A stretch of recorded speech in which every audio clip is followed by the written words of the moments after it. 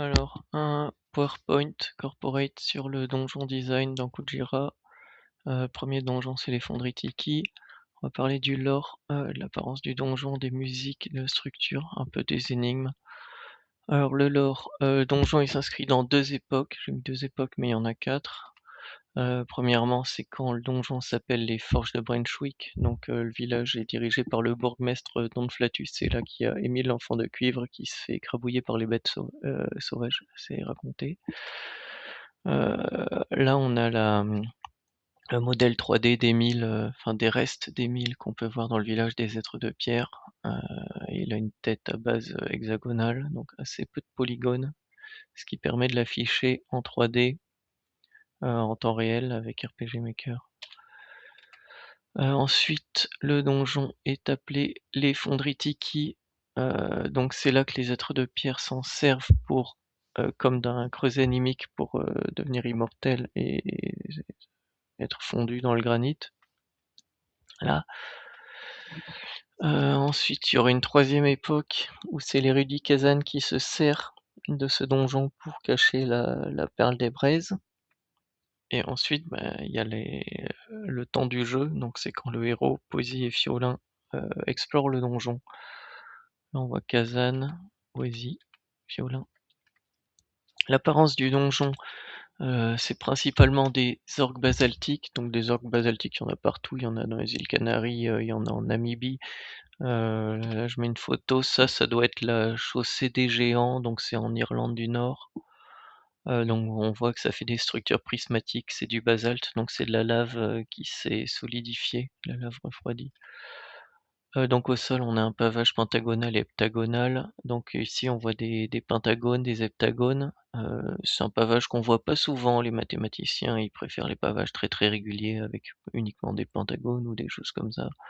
Ce pavage, il est méconnu, mais il est très joli. Ça parle des triakites tétraèdres tronqués. Donc les rochers dans ce donjon sont des triakites tétraèdres tronqués, pour rappeler un peu ces pentagones. Donc là, on a un triakite tétraèdre. Qu'est-ce que c'est qu'un triakite tétraèdre? Bah, c'est un tétraèdre, donc une pyramide à 4 faces, mais sur chaque face, on a mis une petite pyramide légèrement surélevée. Heu, on peut le voir aussi comme le dual du tétraèdre tronqué. Donc si on relie tous les centres de face d'un tétraèdre tronqué, on obtient ça. Et là, on voit qu'il y a des coins qui sont plus pointus que d'autres. Donc ceux-là, si on les tronque, ça donne le triakitétraèdre tronqué. Donc là où le coin était pas très pointu, ça va donner, c'est là qu'on va voir les 3 pentagones qui se rejoignent, et les coins très pointus, hop, ils sont complètement coupés et ça va donner les hexagones, heu, qu'on a là. Donc c'est un peu le même pavage qu'au sol, sauf que, au lieu d'avoir des heptagones, on a des hexagones, ce qui permet de refermer, le pavage, autour d'une sphère. Il y a beaucoup de statues précolombiennes, dans l'inspiration du donjon. Les fontaines, c'est des recopies, enfin c'est très inspiré des statues précolombiennes. Le chien, c'est une recopie d'une statue qui existe vraiment. Là, on peut voir donc le triakitétraèdre tronqué, on peut voir les orques basaltiques. L'art précolombien dans les Zelda, je dirais, il est apparu dans Wind Waker. Donc là, on a Minish Cap, donc c'est le boss, je crois qu'en français il s'appelle Ois ou quelque chose comme ça, le boss de la forteresse des vents, et c'est clairement inspiré du Gordon, donc c'est-à-dire du boss, de la tour des dieux dans Wind Waker. Donc c'est, première, apparence des statues précolombiennes dans les Zelda, j'ai l'impression. Et évidemment, dans Tears of the Kingdom, il y a beaucoup d'inspiration de l'art précolombien, notamment dans tous les gadgets des Sonos. Les boss et mini-boss, donc on voit le dragon chinois, mini-boss du donjon, évidemment inspiré des dragons chinois en tissu en papier, heu, qu'on peut voir, je sais pas, au Nouvel An chinois et cetera. Ça peut aussi faire penser au Quetzalcoatl, donc pour revenir sur l'art précolombien, donc là c'est le dieu serpent à plumes des Toltecs, cher à Sylvain Durif. Et le boss du donjon, Donc ça peut être inspiré d'un koinobori, donc c'est les poissons en papier en tissu qu'on fait voler au vent à la fête des petits garçons, donc c'est le 5 mai au Japon. La musique, alors il y a le thème des forges de Brunswick et le thème des êtres de pierre. Donc là, donc en haut, on peut voir, c'est celui qui fait quand on entre dans le donjon, ça fait tin tin tin tin, tin tin tin, tin da da tin tin. Donc ça, c'est on l'entend, c'est le thème du donjon, et puis on l'entend dans le thème du boss final, enfin du boss du donjon. Et il y a aussi le thème, des êtres de pierre, donc on voit en dessous tadam, dadam, dadam, dadam, tan, tam, padam, dadam, dadam, dadam, tan, tam, padam, badam, badam, badam, pam, pam. Donc c'est le thème du village des êtres de pierre, mais on l'entend aussi, dans le thème du boss. Donc le thème du boss, donc c'est Don Flatus, sous la forme d'un poisson géant, le fameux Koi no Bori. Koi, c'est la carpe koi. Donc et on mélange les 2 thèmes et c'est aussi inspiré du Requiem de Mozart, donc qui était même le précédent thème du boss. Et donc c'est pareil que le Requiem de Mozart, donc c'est en ré mineur, c'est-à-dire qu'on a un si bémol et puis, pour faire Requiem, donc faut que ça soit triste, faut que ça soit déchirant. On a ces fameux accords, diminués. Donc en ré mineur ici, on a le mi, sol, si bémol, donc c'est l'accord de mi diminué. C'est un accord vraiment déchirant, qu'on voit beaucoup dans le Requiem de Mozart et puis donc qui est utilisé là. Donc là, on voit tin, ta tin tin, ta tin tin, ta da ta ta.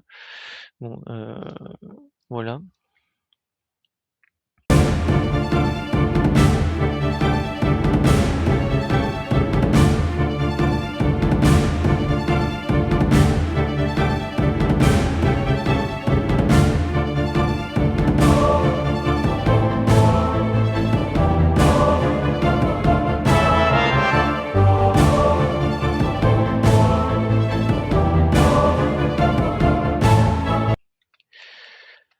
Le thème du mini-boss tortue, alors, il est en si mineur, enfin, le thème A est en si mineur et puis il y a un thème B, qui tout d'un coup est en vrai, ça serait plutôt, du do dièse dorien, ça serait du do dièse dorien, le thème B. Heu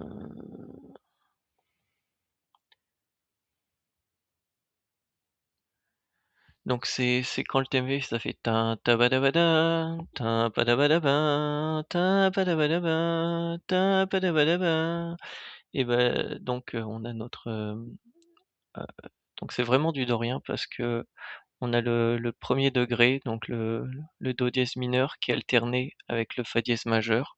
Donc ça c'est typique du dorien. Donc le 1 mineur alterné avec le 4 majeur, ça c'est très dorien et c'est le fameux ta da ba da ba da, ta ba da ba da ba, donc quand le thème culmine, heu, ça j'aime bien, c'est joli.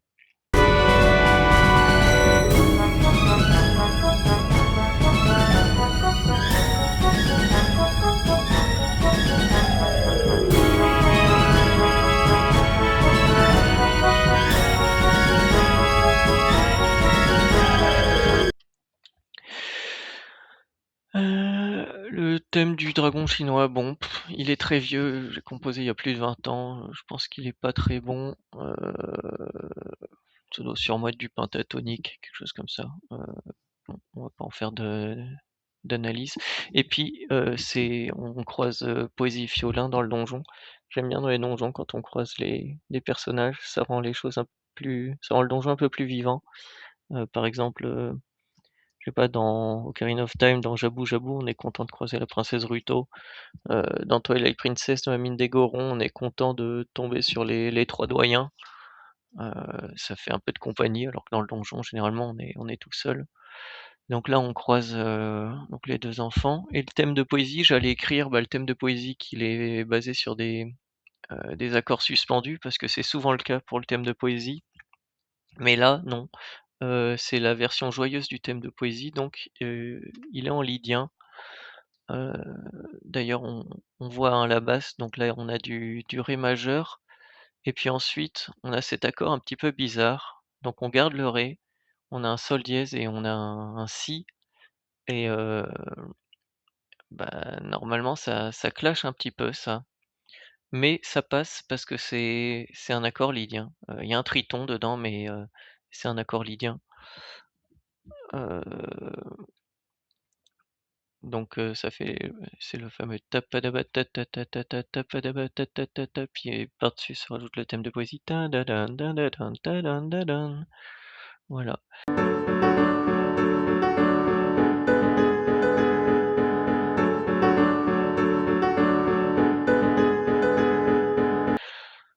Donc le mode lydien, c'est le mode le plus lumineux, hein, encore plus lumineux que le mode majeur.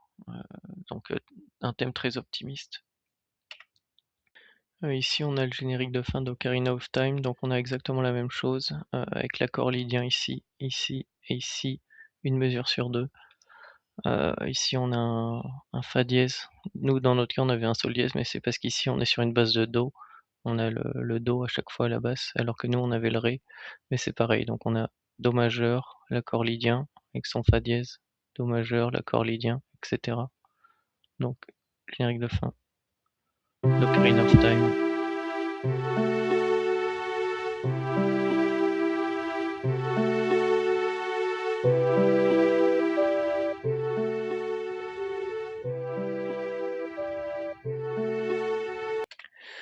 Voilà, la structure de donjon, bon, est-ce qu'il est linéaire? Est-ce qu'il est pas linéaire? Un peu les 2. Alors dans le donjon, on arrive, hop, on est dans la salle principale, il y a ici des points à sens unique, il y a les pointillés bleus, bon, il faut l'arme, du donjon pour les franchir. Ici, il y a une serrure donc hop, on n'a qu'une seule chose à faire, c'est aller récupérer la clé ici. Hop, ici, c'est là où on a la cinématique avec poésie et fiolin. Hop, là, une énigme de, saut de braise. Hop, on récupère la clé, hop, hop, hop, ici, le mini boss, dragon. Là, on récupère l'arme du donjon et on active le premier interrupteur. Et là, on a 3 chemins qui s'ouvrent à nous, donc les 3 chemins en pointillés bleus là. Donc on peut faire n'importe quelle aile du donjon, donc par exemple celle-ci ici avec le mini boss de la tortue, le chemin dans le noir, les champignons, hop et on a heu, un deuxième interrupteur. Il y avait ce chemin-là, donc qu'on avait vu au tout début du donjon, donc ça nécessite un peu de backtracking avec de la mémoire, enfin se souvenir que ce point-là existait. Donc là surtout des statues, hop et on peut avoir le 3e interrupteur et voici le dernier là, la dernière aile du donjon, voilà, voilà et on retourne à la salle principale. Là, on récupère la clé du boss et on peut aller affronter le boss, voilà. Hem, j'ai marqué, 1 B, bon B avec un backtracking. Donc au début, il est linéaire, donc on a combien de choses à faire? Combien de choix? On a un choix. Ensuite s'ouvre une partie où on a 3 choix, 3 chemins possibles, donc là, le donjon devient un petit peu moins linéaire et ensuite le donjon redevient linéaire. Heu, donc ceux qui connaissent, les boss Kiss de Mark Brown, vous connaissez ce genre de schéma. Donc on arrive, il y a qu'une seule chose à faire, donc récupérer une clé. Ensuite, qu'est-ce qu'on peut faire? Qu'une seule chose, donc ici ouvrir une serrure, clé, serrure, hop, on obtient l'arme du donjon, en l'occurrence la torche. Heu, donc on allume, l'interrupteur 1 mais ça sert pas tout de suite et surtout avec l'arme du donjon, on a accès à ces 2 branches-là et à cette branche-là, donc ça fait les fameuses 3 choses à faire. Donc là, clé serrure, clé serrure, clé serrure, interrupteur 2 clé, serrure, interrupteur 3. Hop, ici, il y a directement l'interrupteur 4, donc là, c'est la fameuse partie non linéaire du donjon. Donc on commence avec une partie assez linéaire pour expliquer, les bases du donjon avec les clés et les serrures. Ensuite, une fois que le joueur a un peu plus compris, on lui donne de la liberté, on lui donne 3 branches pour s'amuser dans l'ordre qu'il veut et à la fin, bah, tout ça nous ramène à allumer les 4 interrupteurs, donc à récupérer la clé du boss, puis on conclut quoi. On va voir le boss et c'est la fin du donjon. Voilà. Donc le 1er donjon plutôt non linéaire pour un premier donjon. Les énigmes, alors bon évidemment il y a l'énigme de la balance au début qui est un peu marquante. Après on a quelques énigmes basées sur les sauts de braise. Après on obtient la torche, on a des énigmes basées sur la torche, donc les énigmes dans le noir, les énigmes où il faut brûler faire exploser les champignons, des choses comme ça. Et puis, à la fin on culmine avec l'énigme, peut-être la plus dure du donjon, sûrement de très loin. C'est l'énigme des torches ici avec, le dédale de statues. Heu, donc c'est pas vraiment une maîtrise de la torche, mais c'est plutôt une maîtrise de la mécanique des statues. Si on réussit cette énigme-là, c'est que vraiment les statues, on a compris le truc, quoi.